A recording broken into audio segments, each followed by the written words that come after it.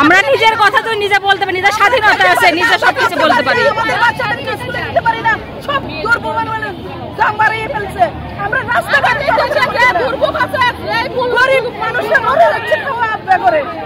স্বৈরাচারী শাসকের পরিবর্তে এই স্বৈরাচারী শাসকের অধপতনের পর যে দেশটা স্বাধীন হলো, এই স্বাধীনের পরে সাধারণ জনগণের যে অর্থ লুটপাট করে যে তারা দেশটাকে ধ্বংসের দ্বার প্রান্তে নিয়ে পৌঁছেছিল, এখন এই দেশটা যেন সাধারণ মানুষ ভালোভাবে চলতে পারে, খাইতে পারে, করতে পারে, এই আশাই আমাদের আগামী দিনের নেতৃত্ব দেবে।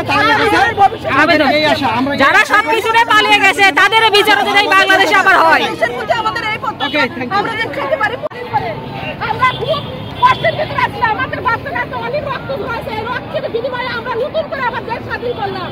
আমরা ছেলেদের কাছে খুব গর্বিত, আমরা দেশের মানুষ শান্তিভাবে বসবাস করতে পারবো, আমার ছেলেরা ফুলে উঠতে পারবো।